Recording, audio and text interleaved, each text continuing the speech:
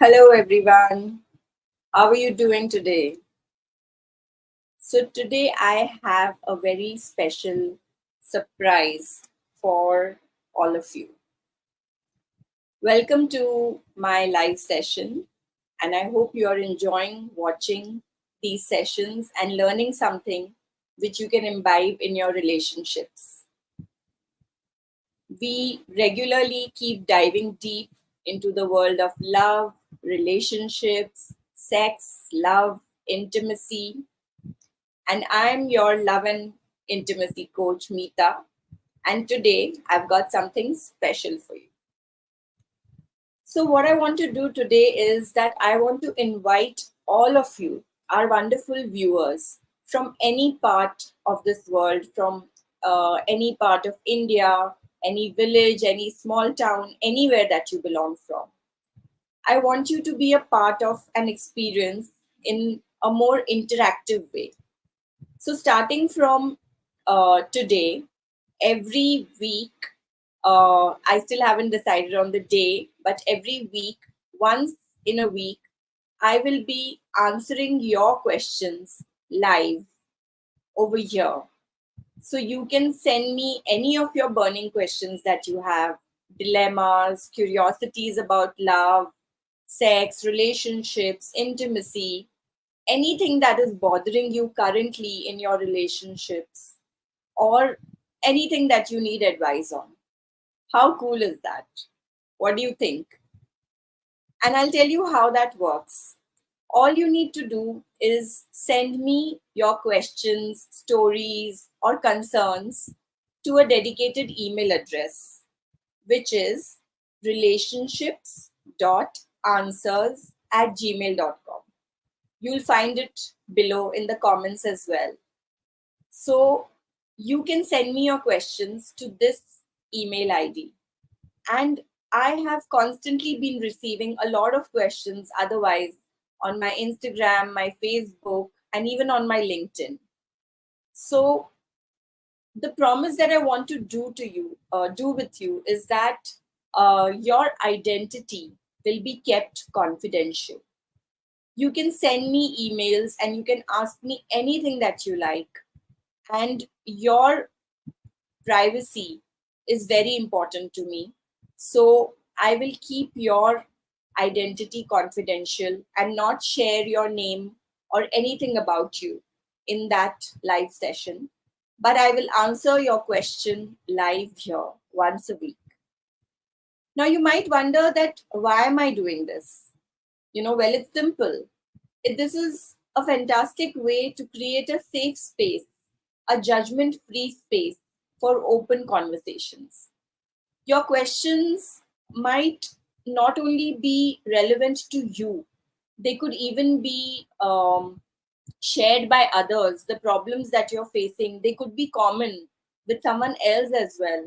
And a lot of these things you cannot talk to your family, your friends, your relatives, and you are always constantly worrying that you will be judged. You will uh, you you just don't know who to talk to them about. It could be about your parents, it could be about your spouse, it could be about your partner, it could be something new that you're experiencing in your life. So this is an open invitation to all of you, and this is why I'm doing this, so that I can address as many questions as I can. And I hope people can find some value in this effort that I'm putting together. I hope I can help you. And you might be facing any of these similar situations, and that might be relevant to you or helpful to you. And my answer might just give you some light in the dark tunnel. So that is the intention. And I hope you will join me every week and start sending me questions for which you want answers. So today I'm going to answer three questions that I have received in my email.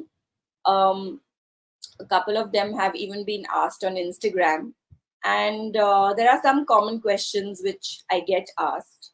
So I have picked three questions today for which I will give you the answers. Number one is about a relationship.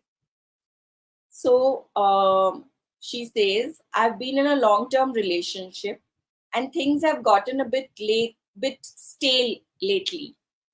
What are some practical ways to reignite the spark and keep the passion alive? Now, I guess this is a very common question that a lot of couples might be facing whose marriages have become old, 5-year old or 10-year old, even 20 years old. But you can still revive your relationships. You can still keep the charm alive. Long term relationships can go through different phases where things might feel a bit stagnant, but reigniting the spark is entirely possible. So, here are some practical ways that I would like to suggest. The first thing is open communication. Start by talking to your partner about how you're feeling. Let them know that you value the relationship and you want to work together to again bring back the excitement. The second thing that you can do is both of y'all can sit together and decide and allocate some quality time to spend with each other without any digital distractions. You can go on date nights, plan some weekend getaways, just go on a holiday, or simply have an intimate evening at home. The third thing that you can do is you can try new things. Try some new activities or hobbies together, or even try creating some new experiences or things which excite both of you. The fourth thing that you can do is rediscover intimacy. Experiment with your intimate life. Discuss your desires and your fantasies openly with your partner. Be open to trying new things in the bedroom to keep the passion alive. The fifth thing is surprise gestures. You can maybe show your gesture, show your love by surprising your partner and doing something which shows your love and appreciation. It could be a handwritten note, it could be breakfast in the bed, or it could be a spontaneous gift as well. So, this is how you strengthen your emotional bond by sharing your thoughts, dreams, and fears. A deep emotional connection can lead to increased intimacy.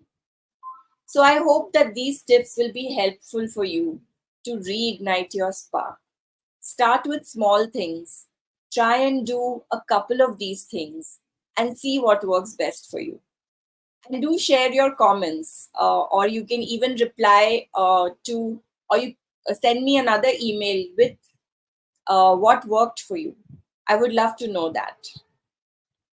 The second question that I'm going to answer today is that I find it difficult to express my sexual desires to my partner.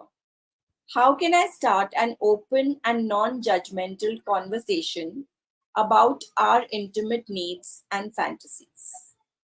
Now, this is a very important question. I'm so glad that someone has asked this. That a lot of us, find it difficult to express our sexual desires, what we feel, what we want to talk about, or what is important for us in the bedroom.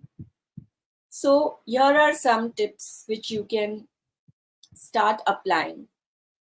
The first thing is choose the right time and a right place where you can talk without interruptions or distractions.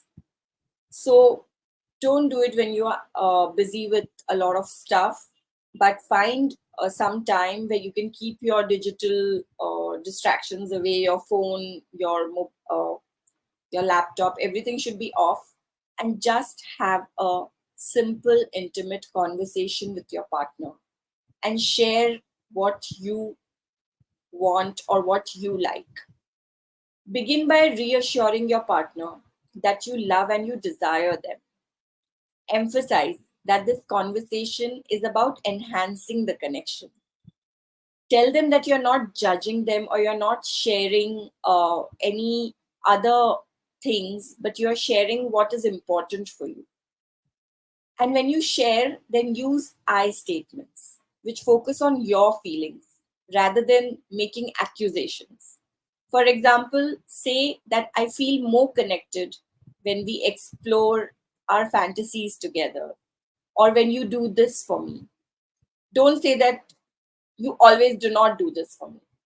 That is blaming. So don't blame each other. Instead, have a fruitful conversation together. Also, encourage your partner to share their thoughts and feelings too, and listen attentively without interrupting or judging, because they also might have something equally important to share, which is important for them and which you are maybe not doing. So, in this way, you will actually give the other person also a chance to be more open with you. And be careful not to criticize or blame your partner for any shortcomings. Instead, focus on your shared journey of intimacy. And start by also sharing smaller desires and then gradually progress to deeper fantasies. Don't just jump to, okay, these are my kinks and these are what I want to do. Do it slowly, steadily, depending on how your relationship is, how intense or how open it is. In the first time, it might take longer than what you're expecting to share what you have to share. Also, encourage your partner to share their desires and ask questions like, what would you like to explore together? That will be helpful. And also understand that all desires may not align perfectly well. And that's okay. Respect your partner's boundaries and preferences. There might be something that your partner does not want to do. Talk about it, discuss the reasons, try and convince, and explain why it is important for you. And find a middle ground. Reiterate your love and commitment to each other, emphasizing that this conversation is about strengthening your bond, strengthening your love, and strengthening your intimacy. So, this is the answer that I'd like to give for this question, that you can definitely talk to your partner about your desires. Do it nicely, do it slowly, take your time doing it, and I would love to know if you found this useful. The third question that I'd like to answer is from the millennials. A young girl has written it to me.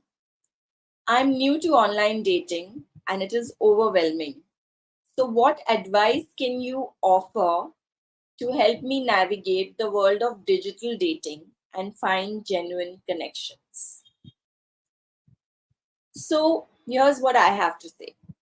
Navigating online dating can be overwhelming, and um, there are quite a few red signals that you need to be wary of, but it can also lead to meaningful connections. So, here's how you can get started. First is, choose a dating platform that aligns with your goals and values. Because each dating platform has their own different, you know, aims. They cater to different types of relationships. So research it and choose wisely where you would like to go.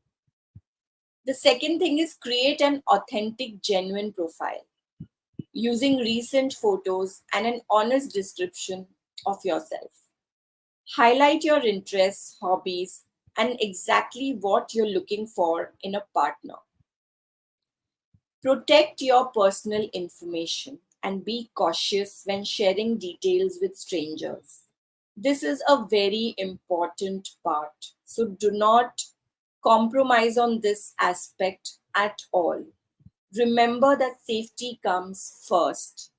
Do not make this mistake of trusting anyone in the first meeting itself.